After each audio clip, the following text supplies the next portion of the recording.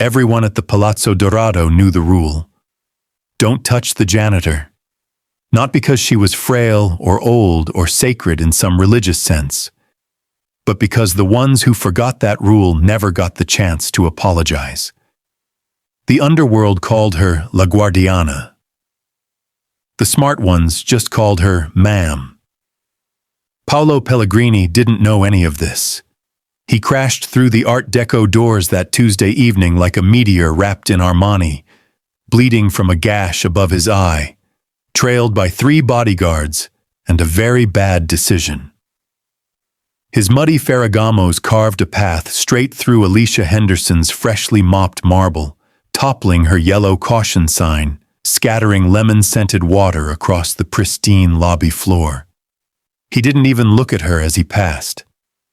When he finally did notice her, this woman in a gray jumpsuit, mop in hand, she standing perfectly still in the center of his chaos, he laughed.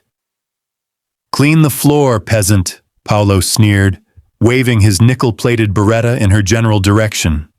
"And do my shoes next." The lobby didn't just go quiet, it went extinct. Every hitman, fixer, and crime lord within 50 feet stopped breathing. And then the mop moved. Not like a tool, like a sentence. In 3 seconds flat, Paolo Pellegrini, young lion of the Rossi family, terror of the dockside wars, untouchable prince of blood money, was flat on his back. His gun was gone. His breath was gone. And standing over him, boot pressed calmly to his chest, was a woman who looked like she'd just interrupted her tea to take out the trash. "Rule 1, Alicia said softly, her voice cold as November rain. "No weapons in the lobby." Paolo gasped, furious and humiliated, and opened his mouth to scream for his men to kill her. That's when Rocco, the hotel's head of security and a man who'd buried more bodies than he could count, stepped forward and put a hand on Paolo's shoulder. "Don't," Rocco whispered, his face pale as chalk. "That's not a janitor. That's La Guardiana." Paolo froze, because he knew that name. Every mobster, mercenary, and made man in the city knew that name. The enforcer who'd disappeared a decade ago. The woman who'd walked into a room of 40 armed men and walked out alone. The ghost who cleaned up messes so thoroughly, they became legend. She was supposed to be dead. She was supposed to be a myth. And Paolo Pellegrini had just spit on her floor. This is the story of how a man who owned half the shadows learned that some places belong to the light, and the woman who keeps it burning with nothing but a mop, a bucket, and a will of iron. The Palazzo Dorado didn't look like a place where killers came to rest. It looked like a place where angels might take afternoon tea. All gold leaf and crystal chandeliers, marble columns that rose like prayer toward a painted ceiling where cherubs danced in eternal, oblivious bliss. The lobby smelled of lemon oil and old money, and from hidden speakers somewhere in the crown molding, a piano played something slow and blue, the kind of jazz that made you remember things you'd rather forget. Alicia Henderson arrived at 5:30 every morning, just as the night shift was stumbling out, and the city was still deciding whether to wake up or die trying. She came through the service entrance with her cart, the same dented aluminum cart she'd been pushing for 7 years, loaded with microfiber cloths, bottles of polish that cost more per ounce than cocaine, and a mop handle worn smooth by 10,000 hours of methodical work. She didn't wear a name tag. She didn't need one. By 6, she'd have the East Wing's floors gleaming like black mirrors. By 7, the marble staircases would be pristine, each brass railing buffed until you could see your sins reflected back at you. By 8, when the first guests began to drift down from their rooms, she'd be in the lobby, moving in slow, concentric circles, her mop swaying in a rhythm that matched the piano. That's when you'd see it. The respect. A man in a charcoal suit, wanted in 3 countries for things polite people didn't discuss, would pause at the edge of her wet floor and wait, patient as a schoolboy, until she nodded him forward. A woman with a violin case that definitely didn't contain a violin would catch Alicia's eye and mouth, "Good morning, ma'am," before heading to the breakfast lounge. Even the new arrivals, the ones who came in loud and arrogant and fresh from some bloody triumph in the streets, would feel the shift in the air when they saw her. They'd see the way the old guard moved, the way they gave her space, the way their voices dropped to whispers when she passed, like they were in a church and she was the priest who knew all their confessions. Because the Palazzo Dorado was a church, in its way. A sanctuary, to neutral ground in a city that had forgotten the meaning of the word. The rules were simple, and they were absolute. No weapons in the lobby, no violence on the premises, no blood on the floors. You could be a warlord upstairs and a target downstairs, and as long as you respected the threshold, you could share an espresso with the man who'd sworn to kill you. You could sleep without one eye open. You could breathe. The man who'd built this place, Giancarlo Rossi, the Silver Dawn, dead now for 15 years, had done it with money and influence and a small army of enforcers. But the woman who kept it running, who made sure the rules held even after Giancarlo's bones turned to dust, was the one in the gray jumpsuit with the mop. Alicia didn't carry a gun. She didn't need to make threats or speeches. She simply was. The immovable object. The thing that bent the gravity of the room just by existing in it. Men who could order executions with a text message would step aside when she needed to wipe down a table. Women who'd burn down buildings for looking at them wrong would hold the door when Alicia pushed her cart through. At 8:15, like clockwork, Rocco would emerge from the security office with 2 coffees, one black, one with too much sugar, and set one on the corner of her cart, without a word. She'd nod. He'd nod back. It was the extent of their morning conversation, and it was enough. Rocco had worked at the Palazzo for 23 years. He'd seen managers come and go, ownership change hands. The world outside turn uglier and meaner.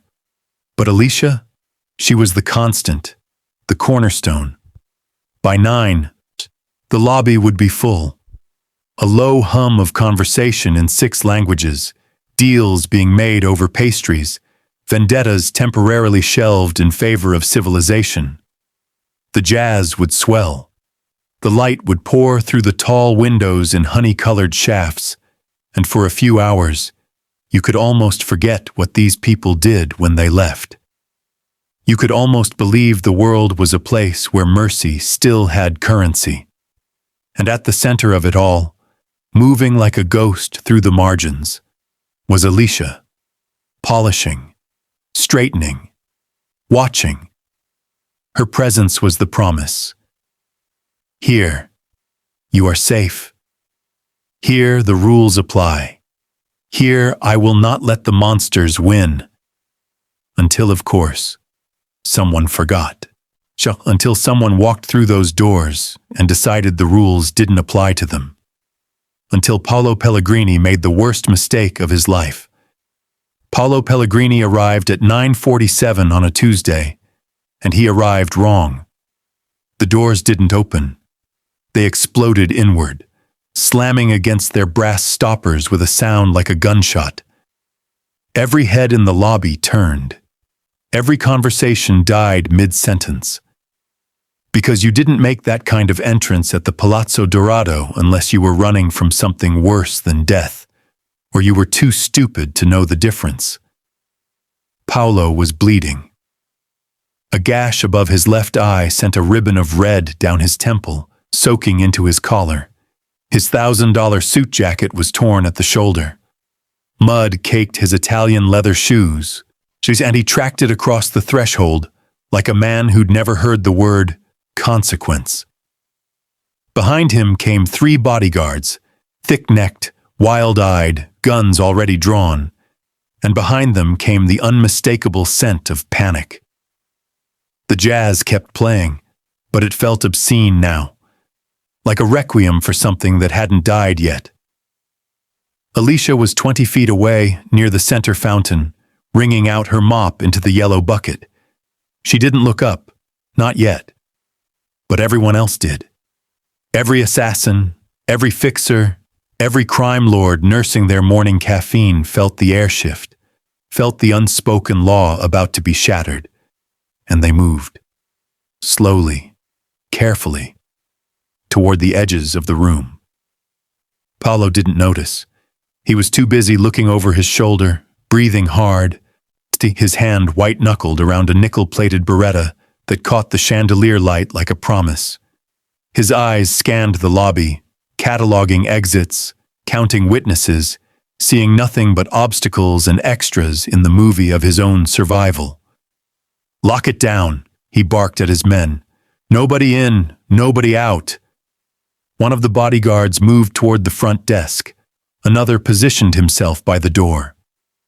The third started to approach Rocco, who stood near the elevators with his arms crossed and his face carefully, dangerously blank. That's when Paolo's foot caught the edge of Alicia's caution sign. He stumbled, cursed, and looked down at the yellow plastic triangle like it had personally offended him. His gaze traveled from the sign to the wet floor to the bucket to the woman holding the mop, and something ugly flickered across his face. Something that looked like relief, like he'd finally found someone smaller than his problems.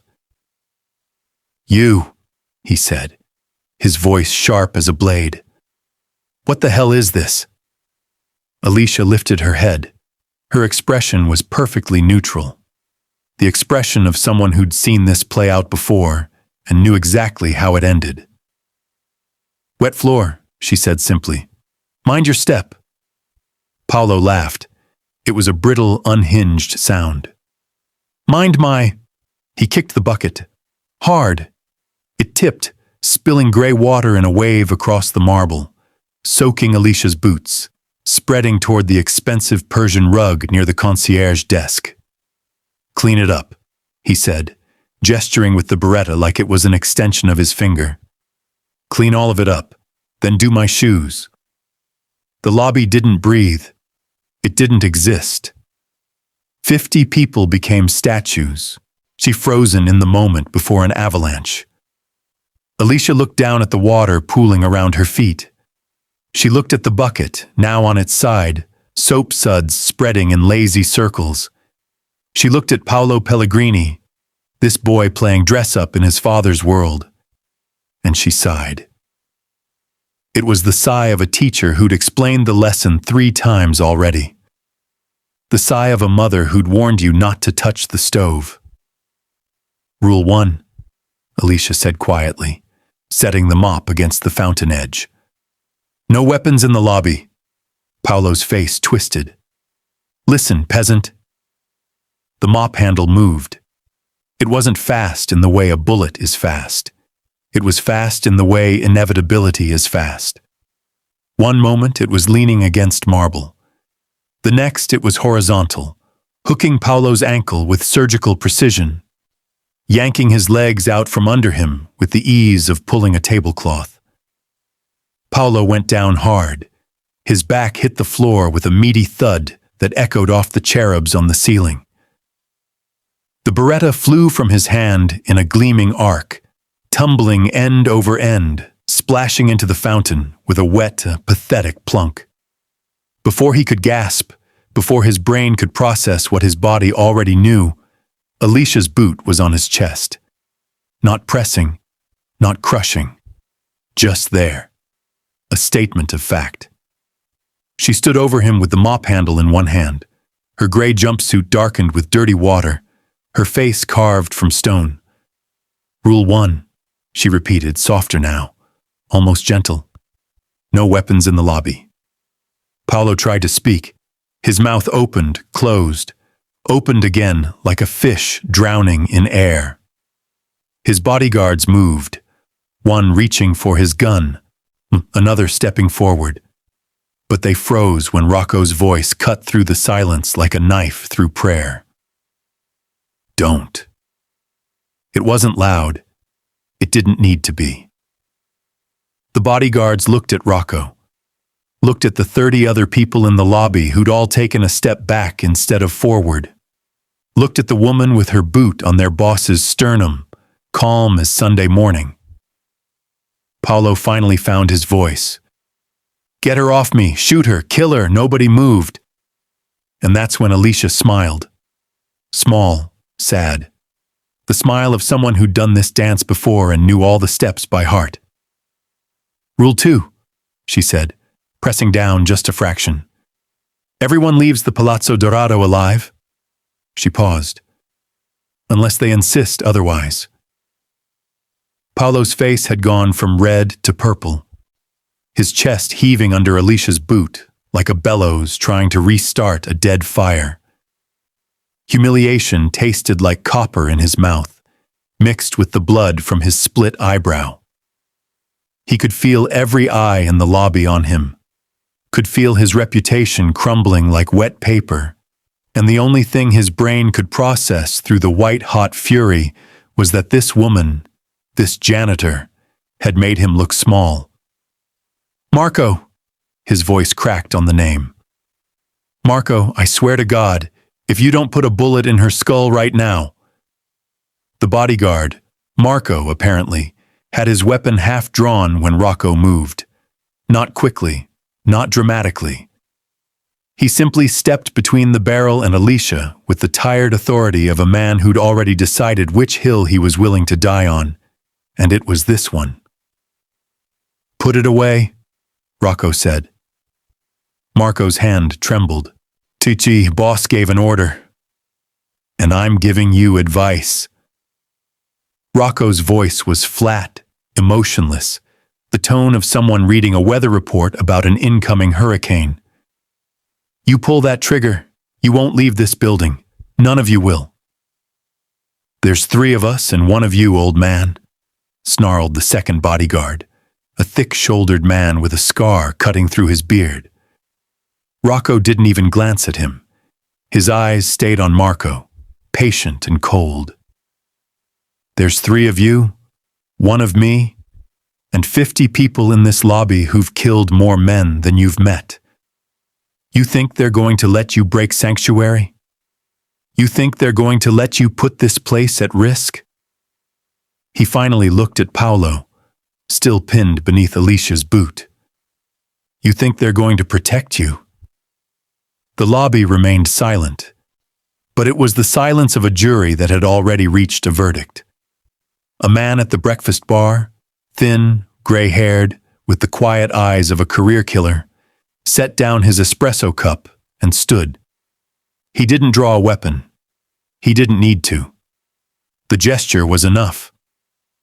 Then a woman near the concierge desk rose. Then another man by the elevators. Then 3 more.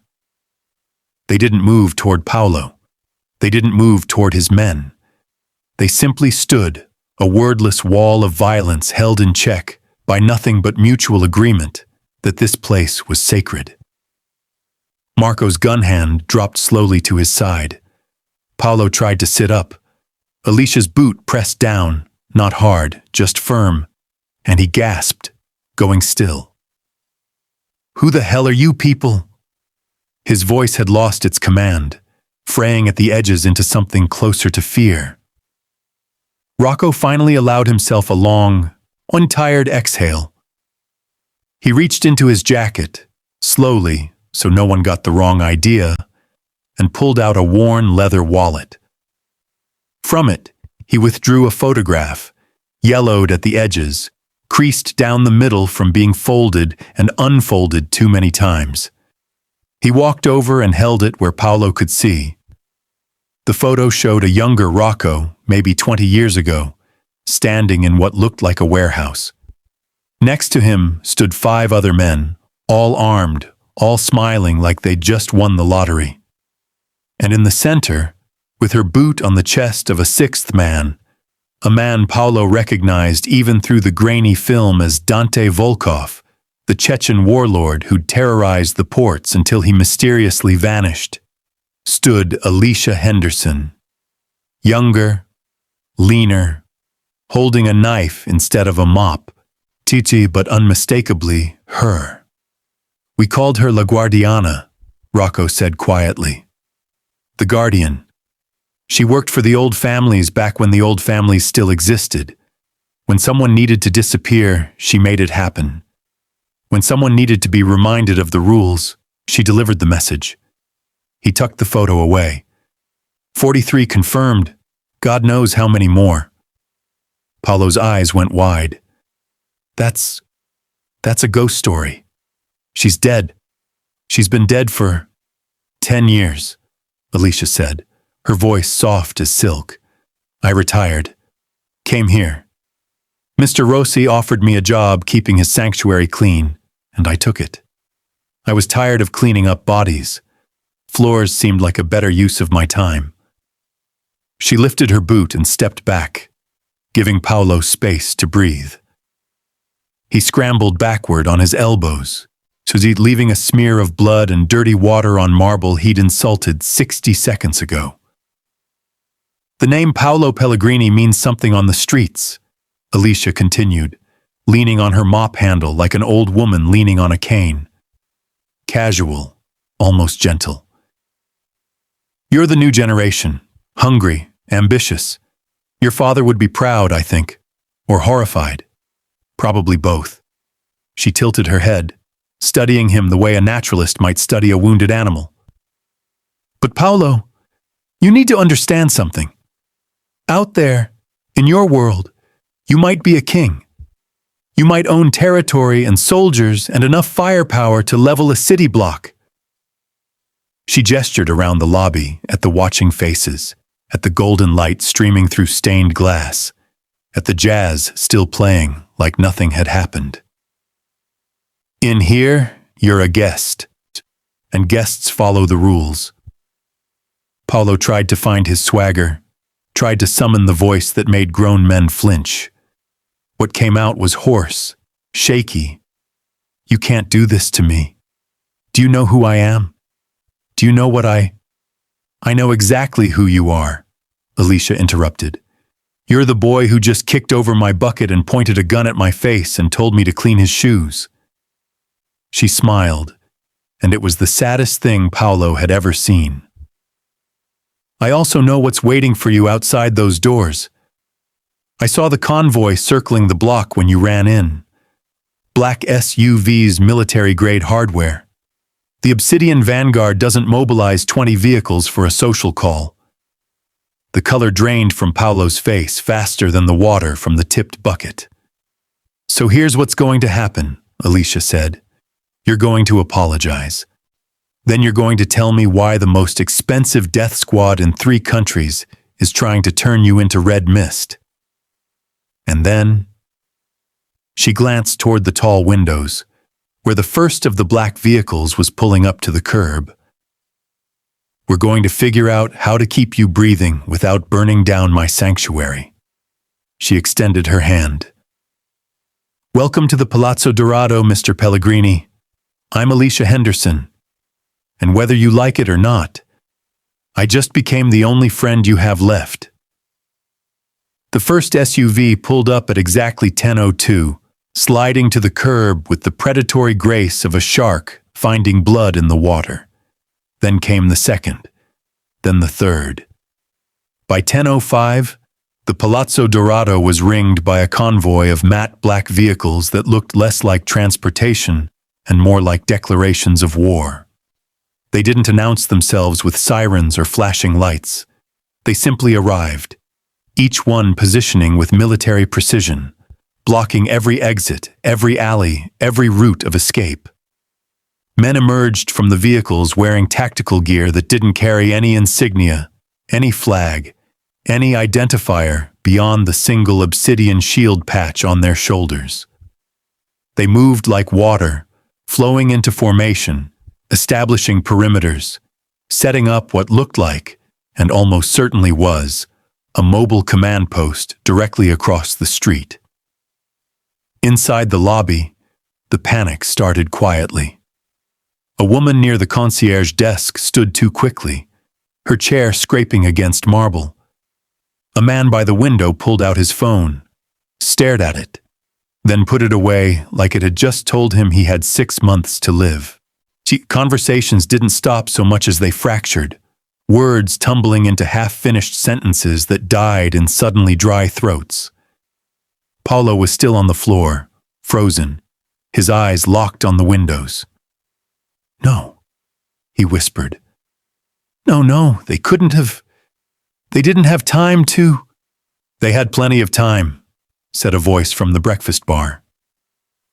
The gray-haired man who'd stood earlier, a Romanian named Vasile, if Rocco remembered correctly, walked over with his coffee cup still in hand, as calm as if he were discussing the weather. "You led them here. Probably had a tracker on you the whole time. Shoe, maybe. Or that fancy watch." He took a sip. "Amateur." "Shut up," Paulo hissed, finally finding his feet.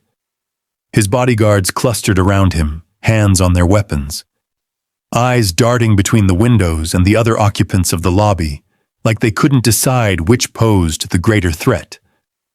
Rocco moved to the window, careful to stay to the side, out of direct line of sight. What he saw made his jaw tighten. 20 vehicles, maybe more, and that was just what he could see from this angle. 40, 50 operatives at minimum, rifle cases being unpacked, communication equipment being assembled, a perimeter that would make a military cordon look like a kindergarten playground. "The Obsidian Vanguard," he said, and the name landed in the lobby like a stone in still water, sending ripples of recognition and dread through every professional criminal present. "Someone paid a lot of money to make you disappear, kid." The Vanguard didn't work cheap. They didn't work often. They were the option you chose when governments and cartels and multinational corporations needed someone erased so thoroughly that even the memory of them became a liability. They operated in gray zones and black sites, and the fact that they were here in broad daylight, surrounding a civilian building in the middle of the city, meant that someone very powerful had decided the collateral damage was acceptable. A woman in a burgundy dress, Katya, one of the regulars, an information broker who traded in secrets the way other people traded in stocks, stood near the elevators with her phone pressed to her ear. She listened for a moment, her face going pale, then lowered the device slowly. "They're broadcasting on police frequencies," she said, "saying there's a gas leak. Evacuation protocols, like they've cleared 3 blocks. "Smart," Vasile said. "No witnesses, no interference. They own the next hour." The jazz was still playing. Someone had the presence of mind to shut it off. The silence that replaced it was somehow worse. A younger man, couldn't have been more than 25, with the nervous energy of someone who'd gotten rich too fast in too dark a trade, stood abruptly from his table. "This is insane. I'm not dying for this idiot's mistakes. I'm leaving." He made it 3 steps toward the door before Rocco's voice stopped him. "You open that door, they'll assume you're part of this. You'll be dead before you hit the sidewalk. I'll take my chances." "No," Alicia said from behind him, still holding her mop like it was the most natural thing in the world. "You won't." The young man turned, saw her expression, and sat back down. Outside, a figure emerged from the central command vehicle, tall, broad-shouldered, moving with the economical precision of a man who'd spent his life learning how to kill efficiently. He wore no helmet, no mask. His face was all sharp angles and cold calculation. He carried a radio in one hand, and what looked like a tactical tablet in the other. He looked directly at the lobby windows. Even from 50 feet away, through tinted glass, his gaze felt like a targeting laser. Then he raised the radio to his lips. 3 seconds later, every phone in the Palazzo Dorado chimed in unison. A text message, sent to every guest, every employee, every person inside the building. Paolo Pellegrini, you have 1 hour. Surrender him or the building burns. No negotiation, no exceptions. The lobby erupted, not in screaming or shouting, but in a low, vicious murmur of calculation. Eyes turned toward Paolo. Hands moved toward hidden weapons.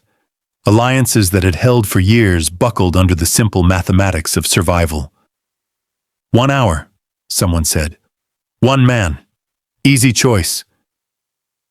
He broke sanctuary, added another. He doesn't deserve protection. Throw him out, said a third. Let them have him.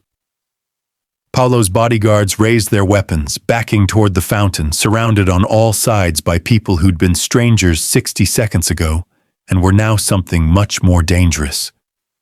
Rocco looked at Alicia. She was staring at the message on her own phone, her expression unreadable. Then she set the phone down gently on the concierge desk and turned to face the lobby. Nobody leaves, she said quietly. 50 voices rose in protest. Nobody leaves, she repeated, louder now, and the authority in her voice was like a physical force. And nobody touches Paolo Pellegrini. Vasile laughed, but there was no humor in it. You're going to protect him? After what he did? After he violated your precious rules? Alicia met his eyes. The Vanguard wants him. If we give him up, we tell the world that Sanctuary can be threatened, that the Palazzo can be intimidated, that the rules only matter until someone shows up with enough guns. She turned, addressing the entire room. You give them Paolo today, and tomorrow they come back for one of you, and the day after that, for another, until this place becomes just another building where people die. So what do you suggest? Katya asked. We die today instead? Alicia smiled. It was not a comforting expression. No, she said. We teach them why you don't threaten Sanctuary. She turned to Paolo, who looked like he was 10 seconds from vomiting or fainting or both. You want to live, Mr. Pellegrini? He nodded frantically. Then help me keep my floors clean. Alicia didn't raise her voice. She didn't need to. The lobby had gone quiet in the way a courtroom goes quiet when the verdict is about to be read. Everyone leaning forward despite themselves, unable to look away from the woman in the gray jumpsuit and the terrified crime lord who'd made the catastrophic mistake of underestimating her.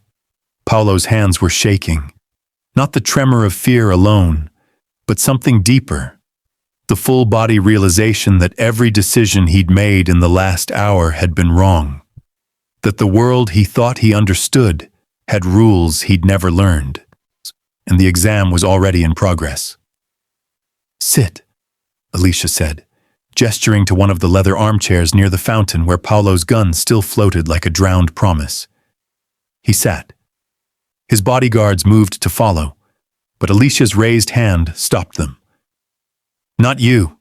Go stand by Rocco. If this goes badly, he'll tell you when to shoot and what to shoot at. Until then, you're furniture. Marco opened his mouth to argue. The look Alicia gave him could have flash-frozen nitrogen. He went to stand by Rocco. Alicia pulled over a chair and sat across from Paolo, her knees almost touching his. She leaned forward, elbows on her thighs, studying him the way a chess master studies a board, 3 moves from checkmate. Not with anger, not with contempt, with something closer to curiosity. Tell me what you did, she said. Paolo swallowed hard. I don't... The Obsidian Vanguard doesn't mobilize for petty grudges or unpaid debts. They mobilize for people who've seen things they shouldn't see, people who've taken things they shouldn't take, or people who've become liabilities to organizations that don't tolerate liabilities. She tilted her head. So which is it? What did you do that made you worth 50 professional killers and a blank check? For a long moment, Paolo said nothing. His jaw worked like he was chewing glass. Then, finally, quietly, I took something. From the Volkov operation. Rocco sucked air through his teeth. Even Vasile, still standing at the breakfast bar, looked impressed despite himself. The Volkov operation, Alicia repeated. Dmitry Volkov's organization. The same Dmitry Volkov who controls half the port traffic in the eastern seaboard. The same Dmitry Volkov who makes people disappear for looking at him wrong. She paused. What did you take? Financial records, account numbers, routing information for their money laundering pipeline. Paolo's voice was barely a whisper.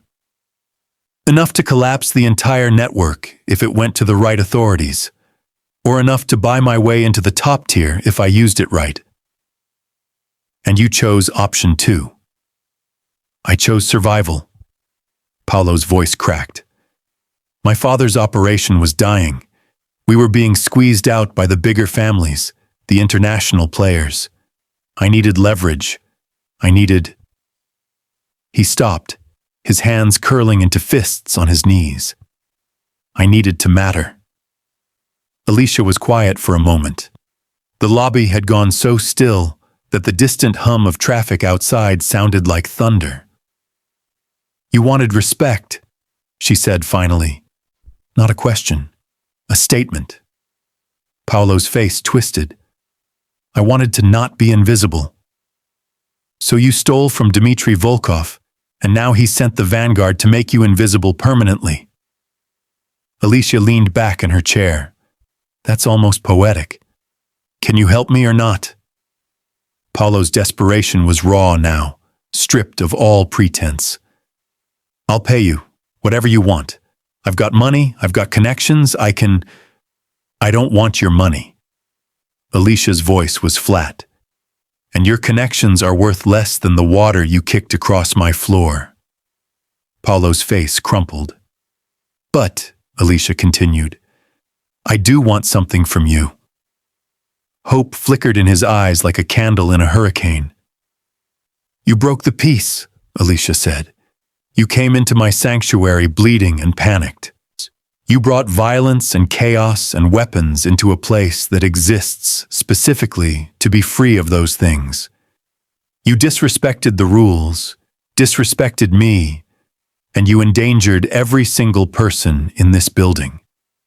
She leaned forward again, close enough that Paolo could see the flecks of gold in her brown eyes, could see the decades of controlled violence written in the lines around her mouth. So here's your choice, Mr. Pellegrini. You help me defend this place. You follow my orders without question, without hesitation, without ego. You become part of the solution to the problem you created. And if I refuse? Alicia stood.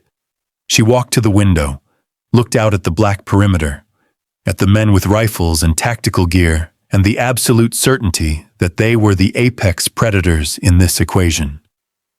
Then she turned back to Paolo. Then I open that door and give them what they came for. 1 life to save 50. It's simple mathematics. Paolo's face went white. You'd just hand me over? In a heartbeat, Alicia said, and there was no cruelty in it, no satisfaction. Just the cold pragmatism of someone who'd made harder choices and lived with the consequences. I protect the sanctuary. That's my job. That's my purpose. If you're a threat to it, then you're a problem to be solved. She walked back to where he sat, stood over him with the same calm she'd had when her boot was on his chest. But if you help me, if you prove that you understand what this place means, what these rules protect, then you're not a problem anymore. You're a guest. And I protect my guests. She extended her hand again, the same gesture she'd made before, when Paolo had still been choking on his own humiliation. So what's it going to be? Do you want to die for your pride, or live for something better?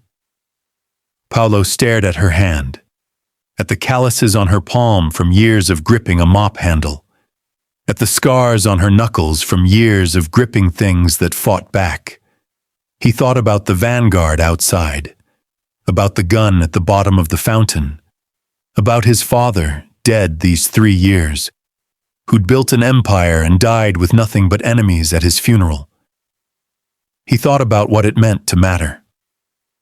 Then Paolo Pellegrini, crime lord, thief, fool, reached out and took the janitor's hand.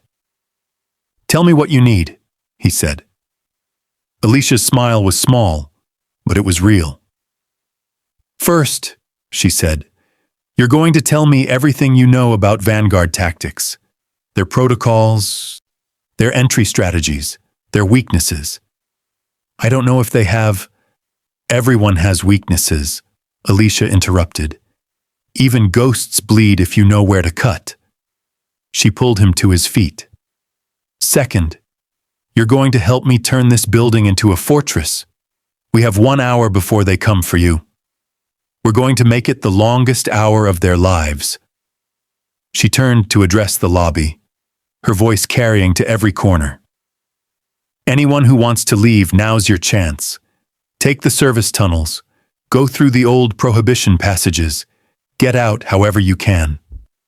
I won't stop you." She paused, letting the offer hang in the air. "But anyone who stays fights, not for Paolo, for the idea that some places in this world are still sacred, that some rules still matter." Nobody moved toward the exits.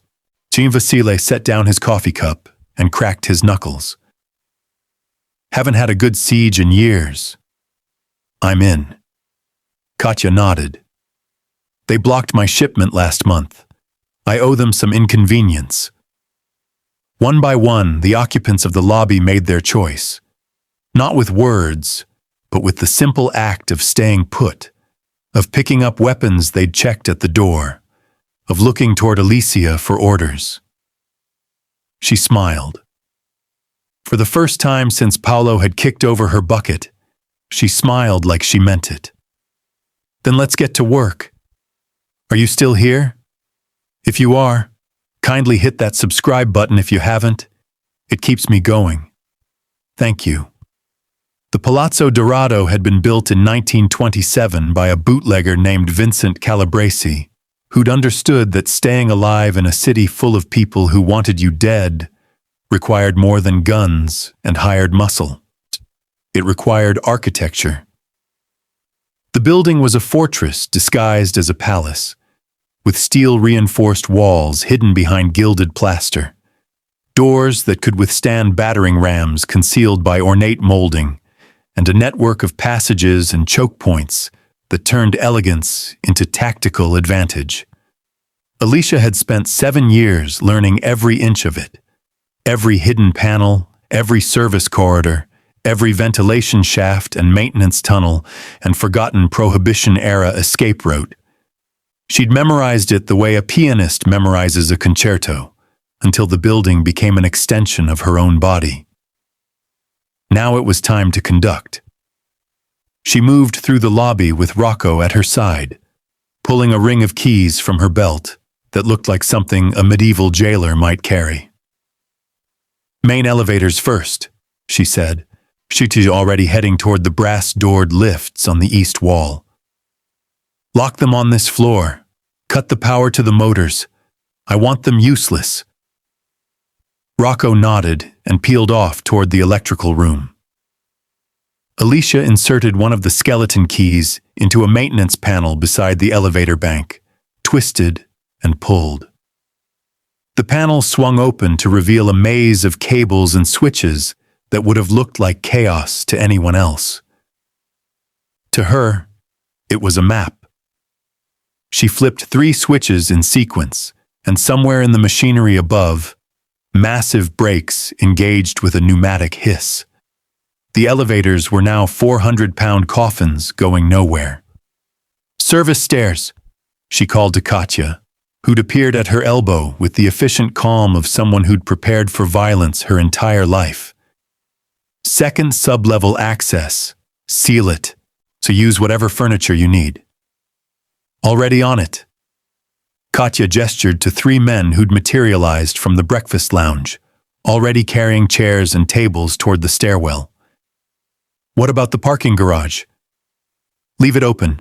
We need them to think they have an option." Alicia moved toward the concierge desk, where Paolo stood with his bodyguards, looking like a man who'd just realized he'd signed up for a war he didn't know how to fight. "Mr. Pellegrini, you said you know Vanguard tactics. Prove it. Where do they hit first?" Paolo blinked, his brain visibly struggling to shift gears from panic to analysis. Then something clicked behind his eyes. The instinct that had kept him alive in his father's world. The ability to think like a predator even when you were prey. "They'll send a recon unit first. 3, maybe 4 operators. When not through the front, too exposed. They'll look for secondary access, service entrances, rooftop extraction points, underground passages." "We've got all of those," Alicia said. "Which one would you choose?" Paolo closed his eyes, thinking. "The parking garage. 2 levels down, multiple vehicles for cover, direct access to the service elevators and the old tunnels. It's where I'd stage for a quick extraction, or a breach if the front fails."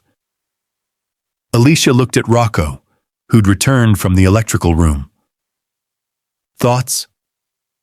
"He's not wrong," Rocco admitted grudgingly. "Garage gives them options, and the tunnels connect to 3 other buildings. If they secure those, they can cut off any escape." "Then we make the garage a trap." Alicia turned back to Paolo. "What else? After recon fails, what's their next move?" "Breaching charges on the reinforced doors.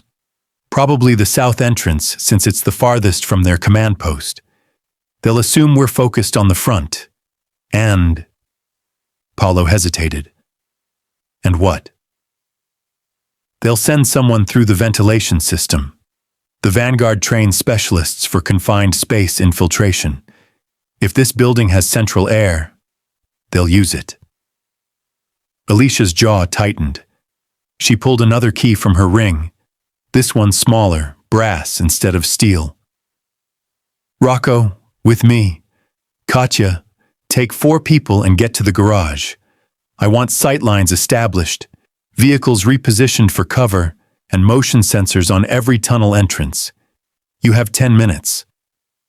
She was already moving toward the back hallway that led to the mechanical rooms, her boots clicking against marble like a metronome counting down to something inevitable. Paolo followed, his bodyguards trailing behind like uncertain shadows. The mechanical room was in the basement, accessed through a steel door that Alicia unlocked with 3 separate keys in sequence. Inside, the air was hot and thick with the smell of oil and old machinery. Massive HVAC units hummed like sleeping dragons, their ductwork spreading through the ceiling like silver arteries feeding the building above. Alicia moved to a control panel on the far wall, ancient and industrial, covered in switches labeled in faded typewriter font. "The ventilation system is segmented," she explained, her fingers dancing across the controls. 8 separate zones. I can shut down individual sections without killing airflow to the whole building. She flipped a series of switches, and the hum of the machinery shifted, deepened. Zones 3 through 6 are now closed. Those cover every major duct big enough for a human to crawl through. Anyone trying to infiltrate that way is going to hit sealed dampers. "What about the zones you left open?" Paolo asked. Alicia smiled. Those lead to places where I want them to go. She pulled a notebook from her pocket, flipped to a hand-drawn schematic of the duct system that looked like it belonged in an engineer's office. Zone 2 terminates in the old laundry room. One entrance, no exits, and I've got Vasile setting up down there with enough incentive to discourage visitors. Paolo stared at the schematic, then at Alicia. You've planned for this, for an assault on the building. I've planned for everything, Alicia said simply. That's what keeping sanctuary means. Hope you never need the plan, but have it ready when you do. They returned to the lobby to find organized chaos. The furniture had been repositioned. Chairs and tables moved to create firing lanes and cover points without destroying the aesthetic.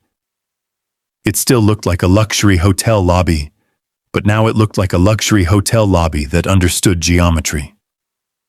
Rocco had established a command post behind the concierge desk, two-way radios distributed to key defenders, sight lines marked with subtle chalk marks that wouldn't offend the decor. Windows? Alicia asked. Bulletproof glass, original construction, Rocco said. It'll hold against small arms fire, maybe even the first few rifle rounds. After that, we're in trouble. Then we make sure they don't get that many shots. Alicia turned to the assembled defenders, 15 in total, each one a professional in their own terrible trade. Listen carefully. The vanguard operates on overwhelming force and shock tactics. They expect panic. They expect chaos. We're going to give them silence. We're going to give them control. And we're going to give them a target they can't hit because they're too busy hitting the walls we put in front of them. She moved to the center of the lobby, near the fountain where Paolo's gun still floated. Paolo broke the rules, but the vanguard threatened sanctuary. Between those two sins, I know which one I can't forgive. She looked at each defender in turn. We hold this building, not for him, if for the idea that there's still one place in this city where the violence stops at the door. Vasile raised his coffee cup. Somehow he'd acquired a fresh one. To sanctuary. To sanctuary, the others echoed. Alicia checked her watch. 42 minutes until the deadline. Positions, she said quietly. And the Palazzo Dorado, that temple of neutral ground and temporary peace, transformed into something the Obsidian Vanguard would remember for the rest of their considerably shortened careers. They came at 37 minutes past the hour, exactly when Paolo said they would. Not through the front doors where the command post had excellent sight lines and too many witnesses with cell phones, despite the supposed evacuation. They came through the South Service entrance, a reinforced door that opened onto a loading dock where deliveries arrived at dawn and bodies might leave at dusk if circumstances required. Alicia watched them on the security monitor Rocco had pulled up behind the concierge desk.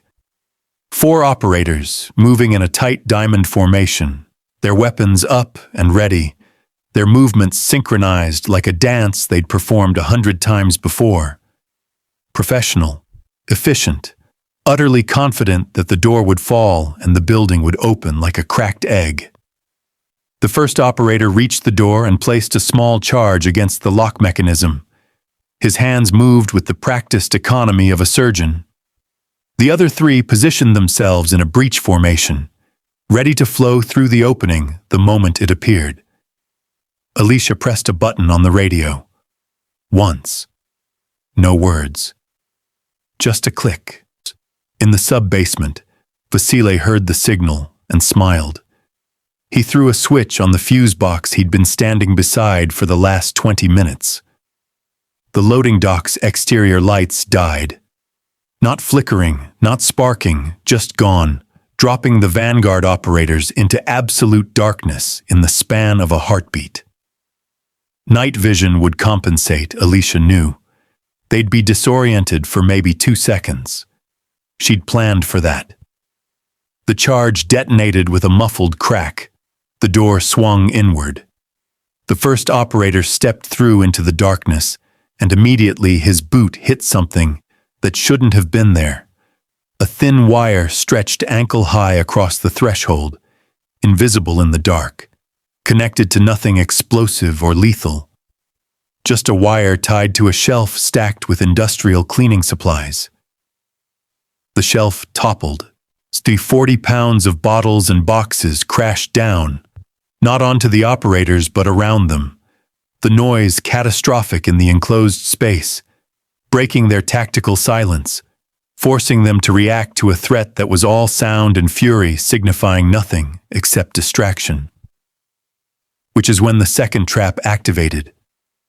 The fire suppression system for the loading dock, ancient, temperamental, and rigged by Alicia that morning to respond to a manual trigger instead of heat, erupted. Not with flame-retardant foam, but with water.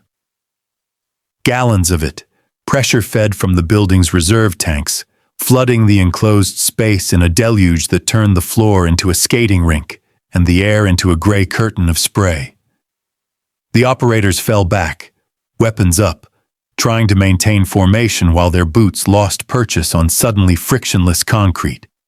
One of them keyed his radio, reporting the breach compromised, requesting. The radio died. All 4 radios died simultaneously, their electronics fried by the electromagnetic pulse device that Katya had positioned in the ceiling. Military surplus she'd acquired from a Turkish arms dealer, she'd explained with a shrug. Useful for occasions exactly like this. In the lobby, Paolo watched the monitor with his mouth slightly open.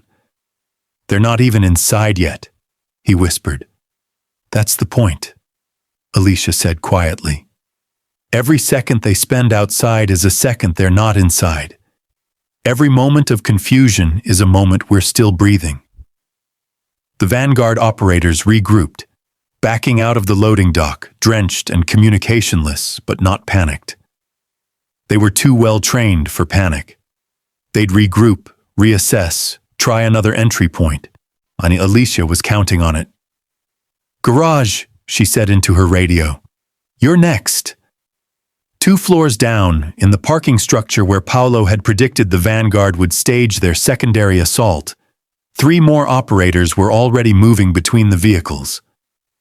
They'd entered through the tunnel system, just as Paolo had said they would, emerging into the dim, fluorescent-lit space with weapons raised, scanning for targets. They found none. The garage was empty. Abandoned cars sat like sculptures in the yellow light. No movement. No sound except the hum of ventilation and the distant drip of water from a leaking pipe. The lead operator signaled his team forward.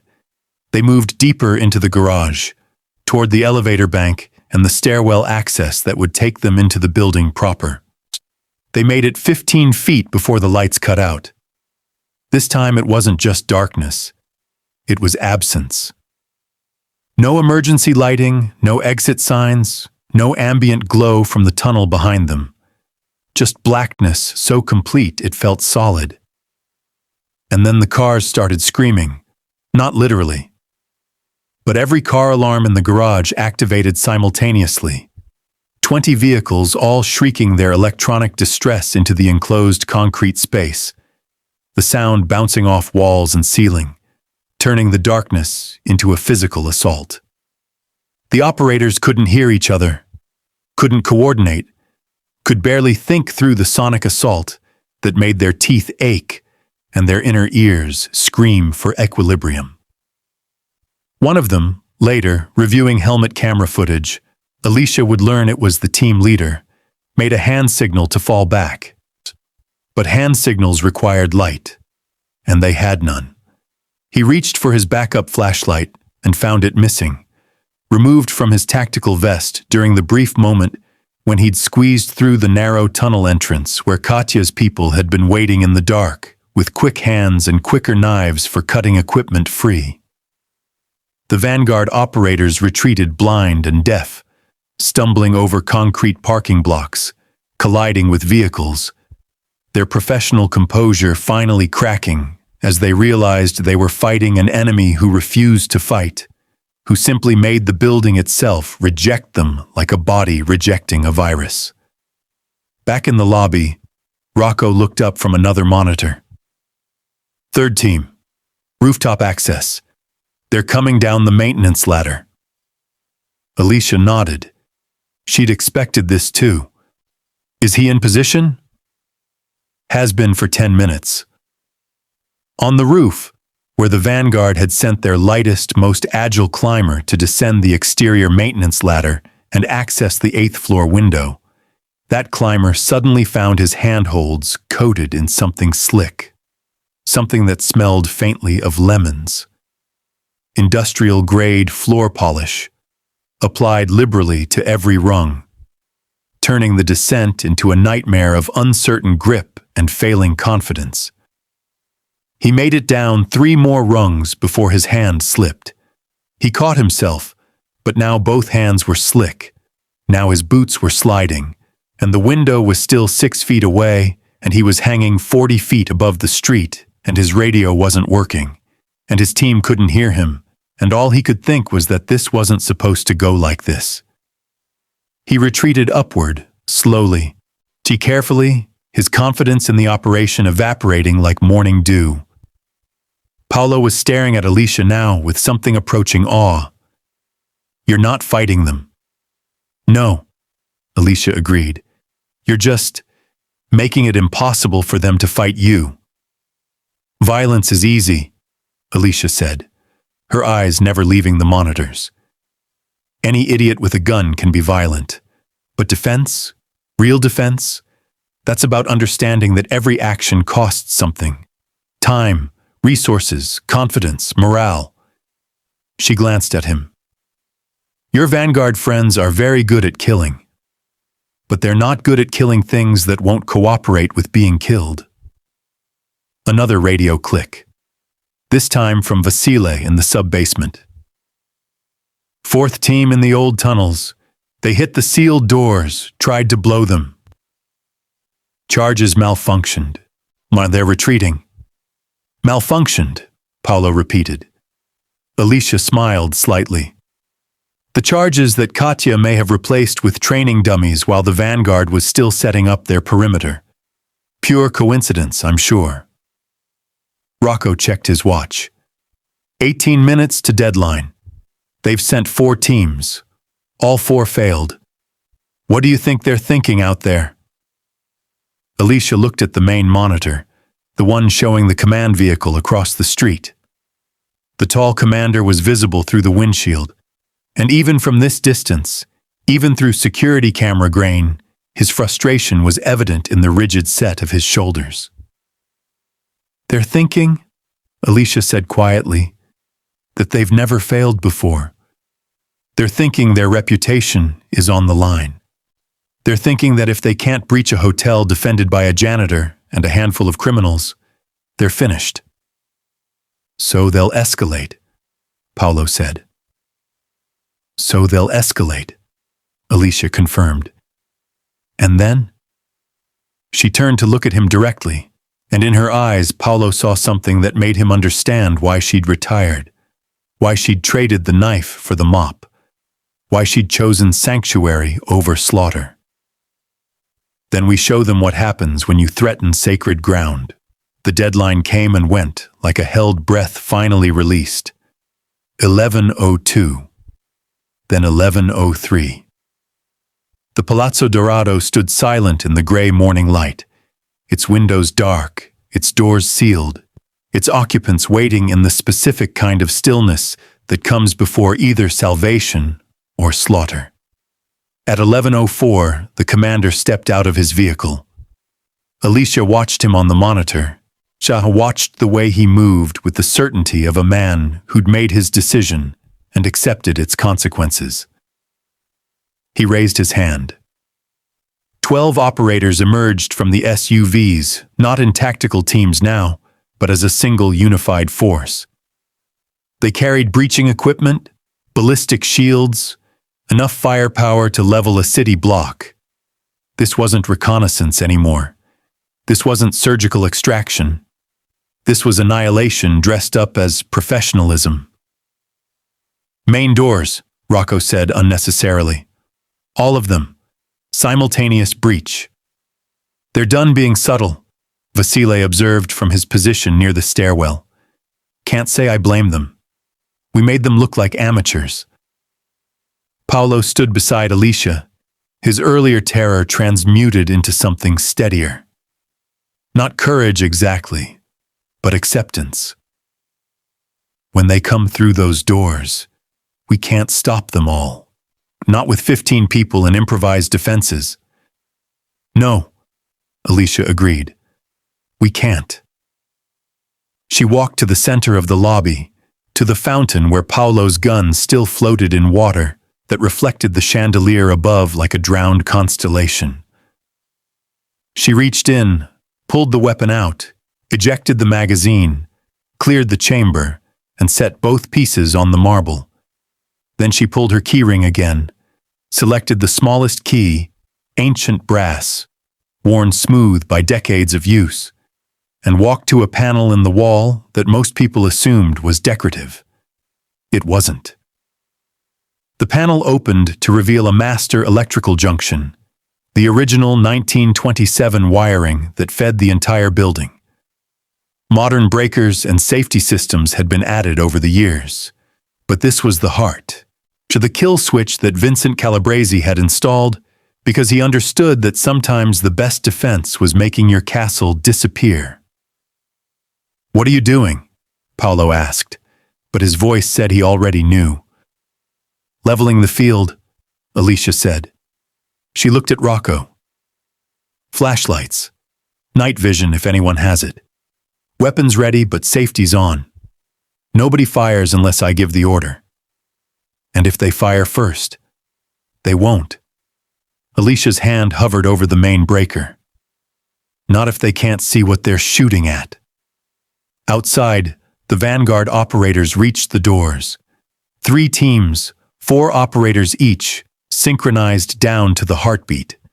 They placed their charges, shaped explosives designed to turn reinforced steel into modern art. The commander raised his hand, fingers counting down. 3, 2, 1. Alicia threw the breaker. The Palazzo Dorado died. Every light, every exit sign, every electronic lock and security camera, and the faint background hum of modern civilization, gone. The building dropped into darkness so complete, it felt like falling into deep water, like being buried alive, like the moment between heartbeats when you're not sure the next one will come, and then the doors exploded inward.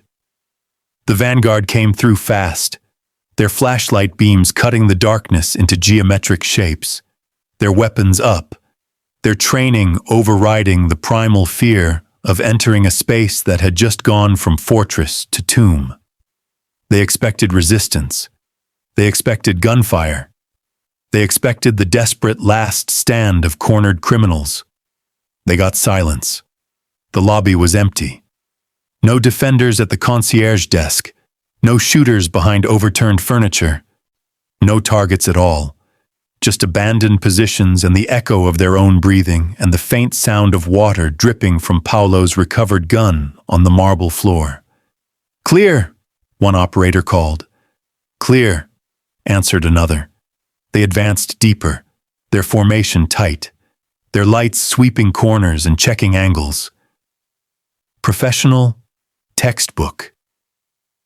Exactly what their training dictated, which is why they didn't see Alicia until her mop handle took the first operator's knee from the side, a precision strike that buckled the joint without breaking it, sending him down in a controlled collapse. His flashlight skittered across marble. His weapon's safety was still on. They were supposed to capture Paolo alive after all. So when his finger tightened reflexively on the trigger, nothing happened. The darkness swallowed him. The second operator spun toward the sound, his light searching, his training screaming that threats came with muzzle flash and sound. But Alicia was neither. She was movement in negative space, a shadow with purpose, and by the time his flashlight found her, she was already inside his guard. Her palm struck his radio, cracking the casing. Her other hand found the pressure point below his ear. He went down dreaming of violence he'd never commit. "Contact!" the third operator shouted, and now they were firing, but into darkness, at movement they couldn't track. Their bullets hitting walls and ceiling, and the ballistic shields they'd brought for protection that now became obstacles in the confined space. From the stairwell, Katya's team moved. Not shooting, just controlling. They had the territorial advantage, knew every corner, sees every pillar, every piece of cover. They used flashlights like weapons, strobing them to destroy the vanguard's night vision, creating disorientation instead of illumination. Paulo found himself moving without thinking, using the knowledge he'd spent his adult life acquiring, how to move in darkness, how to read the flow of combat, how to find the gaps in an enemy's awareness. He wasn't a fighter like Alicia, wasn't trained in the specific art of controlled violence, but he understood chaos. And he understood that sometimes survival meant making yourself a problem the enemy couldn't solve. He grabbed a fire extinguisher from the wall and discharged it into the lobby. White chemical fog filled the space, turning flashlight beams into diffuse, useless glow, turning the vanguard's expensive night vision into expensive blindness. In the confusion, Alicia moved like water through cracks in stone. She didn't kill, that would violate the sanctuary, but she neutralized. Weapons disappeared from hands. Radios stopped working. Operators found themselves on the ground, wondering how they'd gotten there. Their training useless against an enemy who fought like she was conducting an orchestra rather than a war. 5 minutes. That's how long it took. 5 minutes of silence and darkness, and the systematic dismantling of the Obsidian Vanguard's reputation.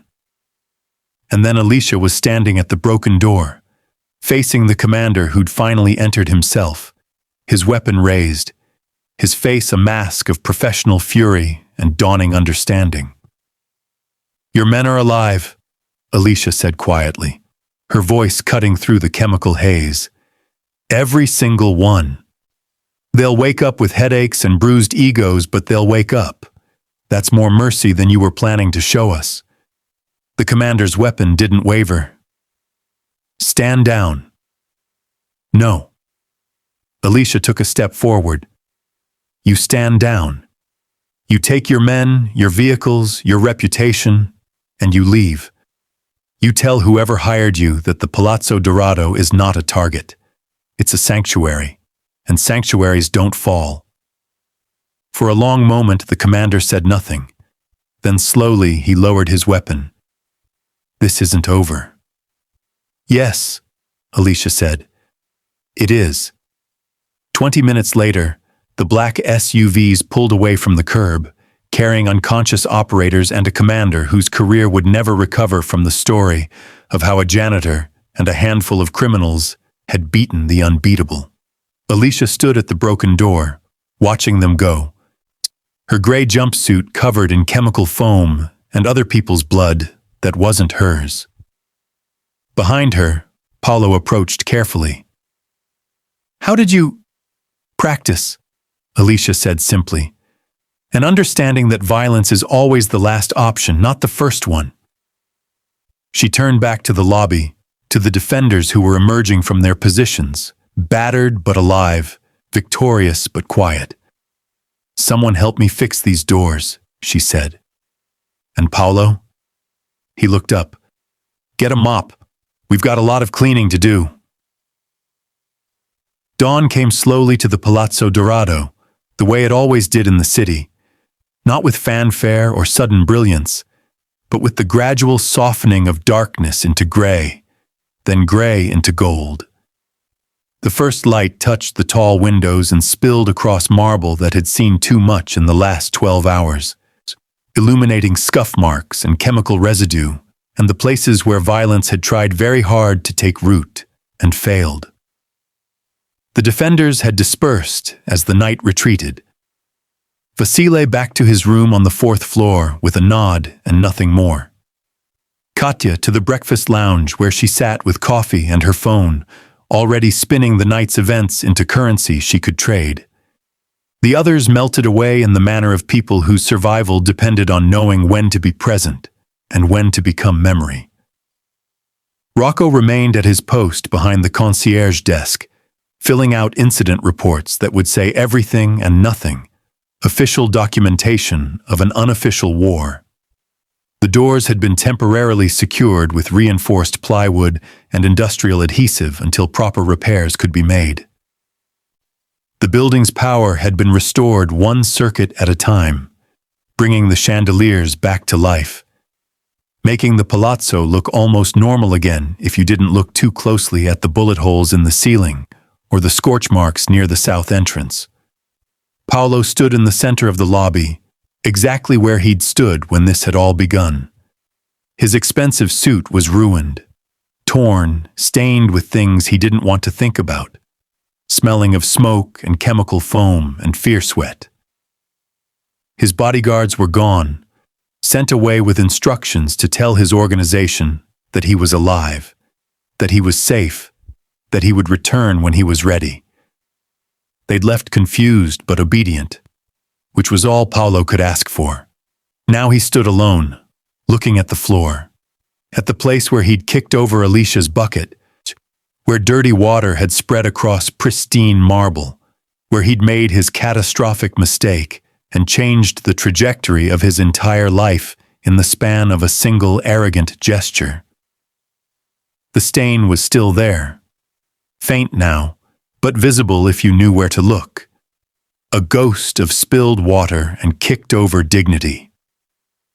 Alicia emerged from the service corridor carrying her cart, the same dented aluminum cart she'd been pushing for 7 years, loaded with the same supplies, moving with the same methodical purpose. She'd changed into a fresh gray jumpsuit. Her hair was pulled back. If you didn't know what she'd done in the darkness, you'd think she was simply the cleaning woman arriving for her morning shift. She stopped when she saw Paolo standing there. She didn't say anything, didn't need to. The question hung in the air between them, like the last note of a song. Paolo walked to the service corridor, pushed through the door Alicia had left open, and found what he was looking for in the janitor's closet. A yellow bucket, a mop, bottles of cleaning solution arranged with the same military precision Alicia had used to arrange the defense. He filled the bucket with hot water from the utility sink, added the precise amount of solution he'd watched her use a dozen times during the siege, and carried it back to the lobby. His hands shook slightly as he set it down. Not from fear anymore, from something else. Something that felt like the first day of school, or a baptism, or the moment before you step off a cliff and trust that the ground will catch you. He knelt. The marble was cold against his knees. Expensive fabric meeting utilitarian stone. Paolo dipped a cloth into the bucket, wrung it out the way he'd seen Alicia do it, not too wet, not too dry, and began to scrub. The stain resisted at first, stubborn, like it knew what it represented. But Paolo was stubborn too, and he understood now that pride was a luxury he could no longer afford. He scrubbed in small circles, patient, thorough, the way someone works when they're not just cleaning a floor, but performing penance. Alicia watched from beside her cart. She didn't help, didn't offer advice. This wasn't something that could be taught. This was something that had to be earned, one small circle at a time, until the stain disappeared and something else took its place. The lobby began to wake around them. Early risers descending from their rooms. The smell of coffee drifting from the breakfast lounge. The soft jazz starting up again from the hidden speakers, piano and bass in conversation, playing something that sounded like forgiveness set to rhythm. Paolo finished scrubbing. The stain was gone. The marble gleamed. He sat back on his heels, looking at his work, at the clean floor that erased the physical evidence of his mistake, but would never erase the memory of what that mistake had cost and what it had taught. Alicia approached and handed him a fresh towel, white, folded with precision. "For your hands," she said. Paolo took it, dried his palms, the cloth coming away gray with cleaning solution and dissolved pride. He stood slowly, his knees protesting, his body reminding him that he wasn't built for this kind of work. "Is it acceptable?" he asked, gesturing to the floor. Alicia examined his work with the critical eye of a master evaluating a student. She crouched, ran her finger across the marble, checked the edges where the stain had been. Then she stood and nodded once.